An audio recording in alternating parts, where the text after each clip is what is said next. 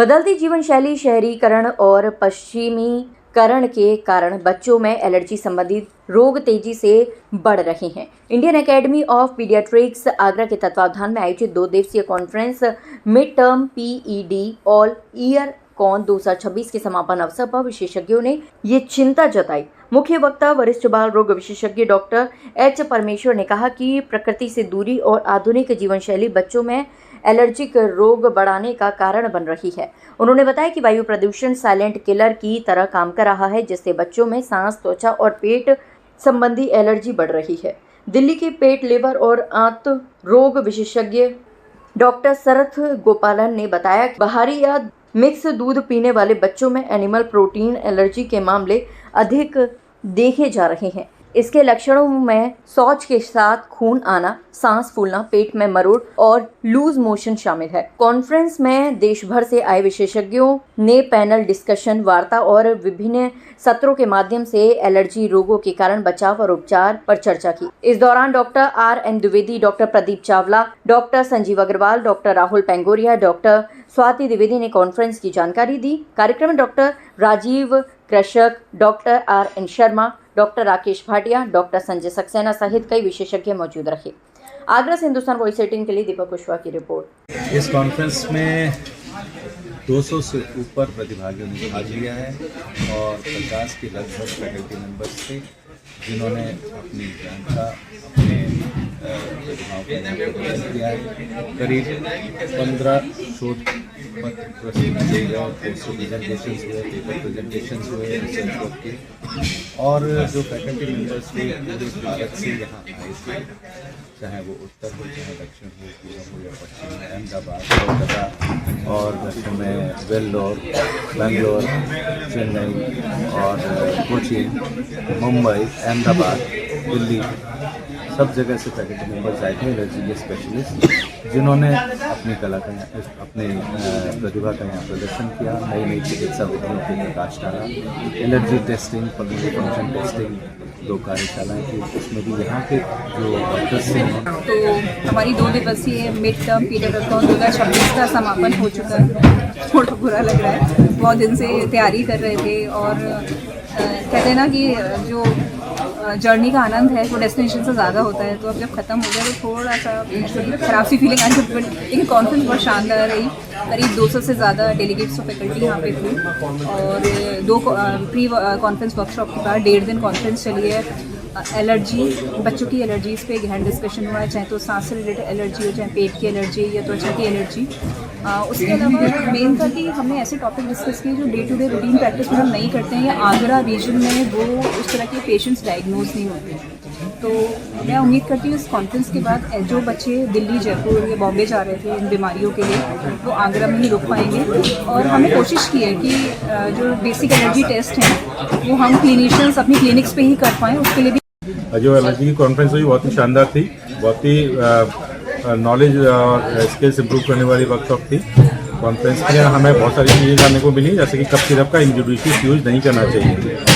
जो parents cup syrup अपने घर पर बैठे बैठे पिलाते रहते हैं, उनको ये पता होना चाहिए कि रिसेप्टर की सेंसिटिविटी खत्म होते ही वो कप सिरप आपके बच्चे को फ़ायदा नहीं करता, उल्टा नुकसान करता है।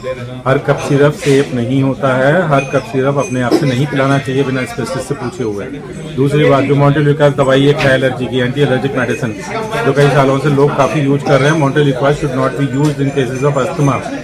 ये 2 इम्पॉर्टेंट चीज़ें हैं। तीसरी चीज़, अस्थमा का जो मैनेजमेंट है उसके अंदर बायोलॉजिकल्स का कैसे यूज करना है, ये एक बहुत ही नई टेक्निक है। ये बायोलॉजिकल्स नई मेडिसिन है जो रेजिस्टेंट केसेस ऑफ अस्थमा में यूज करते हैं, तो उनको कैसे यूज करना है, किन कंडीशन में यूज करना है और क्या उसका फायदा होगा, ये भी बहुत अच्छे से डिस्कस हुआ। तो ये पेडियालर्कॉन 2026 कॉन्फ्रेंस जो आगरा में हॉलिडे इन होटल में 9 और 10 मई को आयोजित की गई, उसका मुख्य आयोजन सचिव हूँ। ये एक बहुत ही सक्सेसफुल कॉन्फ्रेंस रही, जिसमें तकरीबन 40 फैकल्टी मेंबर्स थे, जिन्होंने लगातार 2 दिन तक सुबह से लेकर शाम तक कई चीज़ों पर व्याख्यान दिए, कई पैनल डिस्कशन हुए और भी इस कॉन्फ्रेंस के अंदर जो लाभान्वित हुए उसमें 200 से ऊपर डेलीगेट्स थे। कॉन्फ्रेंस के दूसरे दिन सुबह के अंदर पोस्ट ग्रेजुएट स्टूडेंट्स जो हमारे एसएन मेडिकल कॉलेज हैं, एफएच मेडिकल कॉलेज हैं, आसपास के और कॉलेजेस के स्टूडेंट हैं, अपने शोध पत्र प्रस्तुत किए गए। इन शोध पत्रों में हमारे जो जज की पैनल थी उन्होंने इन बच्चों को पुरस्कृत किया।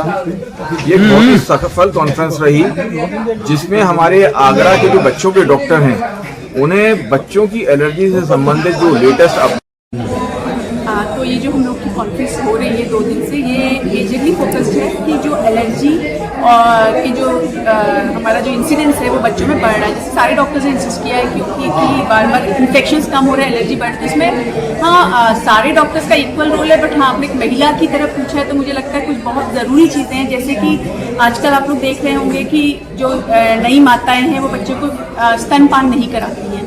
तो बहुत सारे व्याख्यान इस पे हुए हैं कि केवल 6 महीने तक स्तनपान कराने से भी बच्चों में एलर्जी, एस्थमा, एलर्जिक राइनाइटिस इसका जो इंसिडेंस है या प्रेवलेंस है वो बहुत कम हो सकता है। इसी तरह से काफ़ी माएँ घबरा जाती हैं, बच्चे को हल्का सा बुखार हो, हम लोग पैरासिटामोल जैसी दवाएं, एंटीबायोटिक्स सब लोग देते हैं, और काफ़ी बार ये होता है कि डॉक्टर नहीं भी देना चाहते तो माताएं घबरा जाती हैं, इंसिस्टेंस करती है तो शुरू करना पड़ता है। तो एक माता का खान पान, इवन अगर आप लोग ध्यान देते हैं कि अगर माँ स्मोक कर रही है, दादी स्मोक कर रही है, तो बच्चे के भ्रूण में ही, मतलब जो हम कहते हैं जेनेटिक्स में ही चेंज आ जाता है। एलर्जी जो डील करते एलर्जी को, उसकी कॉन्फ्रेंस थी, और as a ENT surgeon what is the ENT perspective of allergic rhinitis, इसके ऊपर मेरा टॉक था, जिसमें जो बच्चे नाक जिनकी बहती रहती है, जिनको कोल्ड होता है बार बार, उसके ऊपर चर्चा की गई। मैं उसमें मॉडरेटर थी और हमने ये जाना इस डिस्कशन से कि जिस बच्चे को बार बार जुकाम होता है उसको अनदेखा नहीं करना चाहिए, क्योंकि बार बार जुकाम होना अच्छा संकेत नहीं है। यह दिखाता है कि या तो मरीज को एलर्जी है जो बेसिक उसके इम्यून सिस्टम से आती है या एनवायरमेंटल फैक्टर से आती है, किसी चीज़ से वो एलर्जिक है, या फिर उस बच्चे को कोई स्ट्रक्चरल प्रॉब्लम है। जैसे कि मान के चलिए कोई बच्चा बार बार जुकाम हो रहा है तो उसको जुकाम की वजह से एलर्जी अगर है तो अस्थमा भी हो सकता है, उसको कोई साइनस प्रॉब्लम भी हो सकती है, उसको पुअर स्कूल में परफॉर्मेंस भी उसकी डाउन जा सकती है। देन वो पेशेंट बच्चा